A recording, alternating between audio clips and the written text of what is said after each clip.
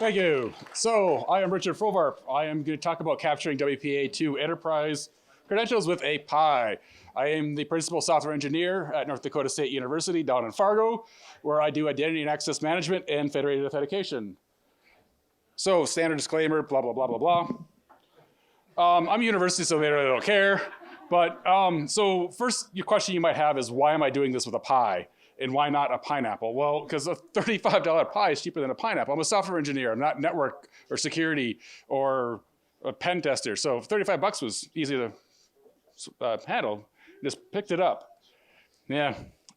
And so everything I'm describing here will work on a pineapple and probably will work better. If you're not familiar with the pineapple, it is a $200, I believe, for the cheap one, wireless testing device to compromise stuff and test wireless. So 35 bucks is cheaper than 200. So before we go into talking about capturing enterprise credentials, what are enterprise credentials? So let's focus on the two types of WPA. So you have personal, which is uses the pre-shared key, which is what you're probably familiar with from home. You just have one pre-shared key and you share it on out, and it works great on all the modern consumer devices. And by that, I'm talking televisions and Rokus and Chromecasts. And I have, it's not my network, because once again, I'm not a network guy, but we have 3,000 people living on our network. So some of the stuff I say might sound crazy to you from the corporate side, because you operate completely different. We have 3,000 people like living on our network. And so personal is exceedingly common. There are some systems out there that can do a pre-shared key, a unique pre-shared key per MAC address. And we have that so students can put their Hue lights on the network or their Rokus or their insert other fun things on the wireless network. So yeah, alternatively, you want to do enterprise, which is much more difficult. Rokus don't support enterprise, but it's when you want each user to have their own credentials. This makes it so that you can do identity and access management much easier. When somebody leaves, you don't have to go back to every single other device and reset the pre-shared key when someone leaves, because they would know what the pre-shared key is. There are two types of credentials typically.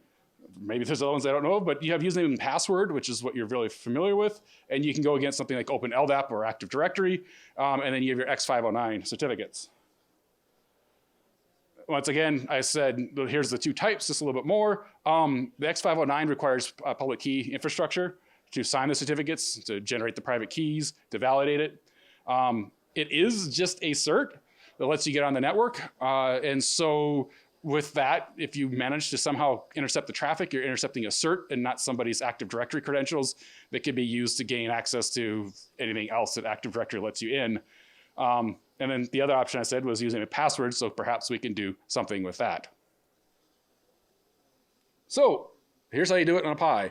There's a project out there called hostapd, and that allows you to effectively run a access point off of a computer. So on a Pi, what you could do is you could install hostapd and have it offer up wireless over the wireless card, and then you jack into the wire the actual connection. It would act as your access point. The WPE stands for Wireless Pontage Edition, so you know it's good. How you do this is nice and easy. You install Kali on your favorite Raspberry Pi. 3Bs, these are kind of, 3-4 years old now. They're the easiest ones to do. The 3B pluses don't, the wireless card changed. And I honestly not quite sure about the 4 statement I got there. It probably does. I put my 4 to other use, but you have to, if you're using one of those, you need to pick up like one of these cheap little USB. For some reason, was in my backpack, little CanaKit wireless dongle, and that works just fine. So you do sudo apt install hostapd-wpe, because I don't do root on Kali, I use sudo. And OpenSSL tells you it's going to take a long time to generate the cert for hostapd. I'm a Linux admin by history. I'm used to OpenSSL telling me it's going to take a long time, and it takes 30 seconds and it's done or less. This has taken me like 40 minutes. This is a long time. This is like keep checking back. Like maybe I should have actually installed Screen on this thing so I can disconnect, because I'm doing it over SSH. You kill DHCP when you're doing this, when you actually try to launch it, and it's not DHCP, you're killing Airmon check, and that takes down DHCP. So if you have it headless on your network like I have, and then the next day you try to find it, it doesn't have an IP address anymore. So maybe you want to give it a head or a static. You go into the configuration file, you maybe edit the SSID, so you target the SSID you want, and then you launch and you watch credentials come in, assuming you have something that's going to attack that.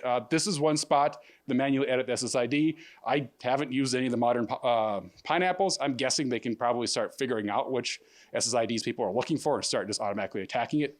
I believe this one can only do one at a time.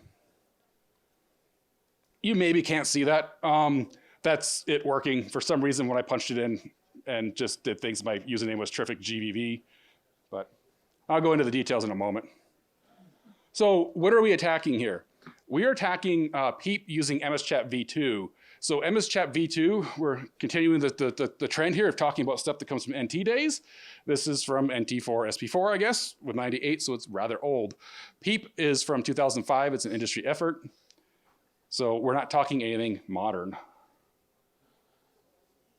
And so the abstracted process of what's going on here with wireless is that the device is looking for SSID. You probably all know, perhaps better than I, how it goes about and finds that SSID, but it's finding the SSID that it wants to talk to. It sends an anonymous outer identity in plain text over the air to the Radius system connected to PEEP. Radius is the enterprise authentication system that is used. And it's in the plane. It just goes out in the plane and presumably anybody can see it, and it goes to the system. This third middle one here might be something odd for people in the enterprise, but the connected Radius system figures out where it needs to send your credentials, or it can proxy you to other Radius systems, which is something we do. And so you may or may not be talking with the Radius system that's connected to the access point. It creates a TLS session between the device and Radius, whatever end Radius you're talking to that you've been proxy through. And then the identity itself is sent in the plane. So your username is sent in the plane and the creds are sent in MSChat v2. So hostapd, WPE, we act as a destination Radius system, and we can get the username and the creds. So we can see here that the username is terrific GVV. It spits out, and I'll go over the challenge and response. This is for a different sort of method of attacking. I'm assuming you see the cursor on the screen, maybe not. But, and then this is John the Ripper format here, and then hashcat below that format. And so you can just grab those things and throw them into your favorite cracker. Obviously on a Pi, we are doing a hacking lab that we run around and do things with. And on the Pi, we do a pre-populated word list because a Pi is not gonna crack passwords very quickly. So there's one called asleap, asleap. I don't know how you pronounce it. First developed in 2004 by Joshua Wright. We end up with control with the random value. And so what it does to authenticate is it encrypts the number 3 times using parts of the NTLM hash. And your NTLM hash is 16 bytes. And so it does 7 bytes, 7 bytes, 2 bytes. So that third des is a 2 to the 16th combination. So it's really easy. So now you're only having to crack 2 deses. And it's the same random, so you get the same sort of information out of it, and you can start doing a dictionary search. So how do you defend against this sort of credential grabbing and using PEEP? And the answer is you don't use PEEP, you use EAP-TLS. And I'll get into the challenges behind that in a moment. So things that you could do, and you probably should, but the clients can be configured to validate the Radius certificate that's being presented to it. So you think of your web of trust sort of thing in TLS over the web, over HTTPS. You're validating that the cert is in your trust path. This wouldn't even have to be in the trust path. You wouldn't want to have the wireless device trust anything in the trust path because anybody could come up with something. But you can provide your own certificate. And when you configure the clients, you can say, okay, only talk to this cert. So then when an attacker spins up a system on their Pi or their Pineapple, it won't connect because it doesn't match the cert. And Apple devices do this by default. So when you first connect an Apple device to one of these networks, it will prompt the user to accept that certificate from the Radius system. So that's kind of good for Apple. However, I'm sure you can figure a way out to social engineer and make it so people go through and click that button if they see it. That does protect an Apple from somebody just walking by or driving by and grabbing credentials from a phone that just happens to use an SSID and tries to connect. So that would protect you there. But I'm sure you can social engineer it. When your certificate expires, you're gonna have to teach all your Apple people to go through and hit the button to redo it. Android and Windows, according to our help desk, yeah, they don't do any of that by default. You can manually install the cert, but that's an extra step. I've got 14,000 students that sometimes can't follow the certificate installation instructions that vary per operating system, because with Android, it's all over the place, so it's really bad. So it's really only a partial solution. The other challenge we've had is that you corporate people like to lock your machines down. And so when those employees that you're paying to take credits from us come on campus, they come on with a laptop that we can't install certs on to make it trust our network. So that's a challenge. So EAP-TLS, it's secure, but it's difficult to support. I think it's actually older than PEEP. It was like one of the first ones. You need public key infrastructure to generate and sign the certificates. Apple devices use a profile, and we used to do this method. It worked really, really well, I thought anyway. The profile would get installed, bring in the certs, do the trust. We could have it wipe out like our sign up SSID. That worked quite well. Windows and Android devices are much more complicated. Sometimes they're locked down by the enterprise that bring it on, and you can't get custom certificates. It's just kind of problematic to get this to work. It's like one of the oldest standards, and it's unfortunate that it's a pain to get it to work. Android appeared to be all over the place. Sometimes it would work on devices, it would work on Samsungs but not LGs, or Samsungs would break all of a sudden. I know with my own phone, which I ran a Nexus, back then, during operating system updates, all of a sudden it would just stop connecting to the network. So that's not fun. It's not a good end user experience, incurs a very high cost. One other thing back here with this radius certificate that I guess I didn't mention is that setting this up is really, really easy to do to this PEEP by hand. And so even if you do have a process in place and documentation or an install or something like that to get that certificate in there so it's pinned, there's nothing guaranteeing that the end user will do that every time, because all they get prompted for is username and password and another username, and they just punch it in and away they go. So you aren't guaranteed that even if you have a good process to put that cert in place, that cert is in place so that it only trusts the correct radius system, unless you have some sort of enterprise management software on top of your clients, which, once again, we don't. So I was talking about proxying authentication. This is a capture of a map from Canary, which is it's the research, higher ed research group up here. And all these pins are an SSID that I can connect to. This is called eduroam. It's kind of cool.